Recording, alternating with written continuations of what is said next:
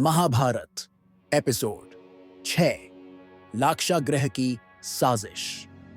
पिछले एपिसोड का संक्षेप। कर्ण और अर्जुन के बीच प्रतिद्वंद्विता तेज हो गई थी। द्रोणाचार्य ने अपने पुराने शत्रु द्रुपद से बदला लिया।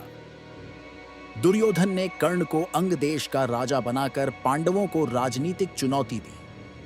अब कहानी मुड़ती है सत्ता की ओर। राजा पांडु तो वन में थे और सन्यास का जीवन जी रहे थे। अब प्रश्न था, हस्तिनापुर का उत्तराधिकारी कौन बनेगा? धृतराष्ट्र अंधे थे, इसलिए वे राजा नहीं बन पाए थे। उनके पुत्र दुर्योधन सिंहासन के लिए व्याकुल थे, परंतु युधिष्ठिर, जो धर्मराज और ज्येष्ठ पांडव थे, उन्हें सभी योग्य उत्तराधिकारी मानते थे। भीष्म और विदुर की राय। युधिष्ठिर धर्मशील, न्यायप्रिय और योग्य हैं, उन्हें युवराज बनाया जाए। धृतराष्ट्र ने अनिच्छा से युधिष्ठिर को युवराज घोषित कर दिया।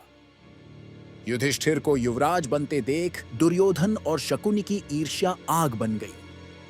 उन्होंने सोचा, अगर पांडव जीवित रहेंगे तो हमें कभी राज नहीं मिलेगा। शकुनि ने योजना बनाई, वाराणवट नामक नगर में पांडवों को सैर के बहाने भेज दो और वहां उन्हें एक महल में ठहराओ जो मोम से बना हो, अत्यंत ज्वलनशील। दुर्योधन ने वहां एक गुप्तचर भेजा, पुरोचन, जो उस महल को आग लगाने की योजना पर काम कर रहा था। धृतराष्ट्र ने प्रेम पूर्वक आदेश दिया, पुत्रों, थोड़ी विश्रांति के लिए वाराणवट जाओ। जब पांडव वाराणवट जा रहे थे, विदुर ने उन्हें सांकेतिक भाषा में चेतावनी दी, जहां खतरा हो वहां चूहे बिल बनाते हैं, आग से बचने का रास्ता जमीन के नीचे होता है। युधिष्ठिर ने संकेत समझ लिया। पांडवों ने वाराणवट महल के नीचे एक गुप्त बिल बनवाया जो महल से बाहर खेतों तक जाता था। एक रात जब पुरोचन ने आग लगाई, पांडव पहले ही उस सुरंग से निकल चुके थे। लोगों को लगा पांडव जलकर मर गए। पांडव अब जनता की नजरों से ओझल होकर वन में घूमते रहे। उन्होंने ब्राह्मणों का वेश धारण कर लिया।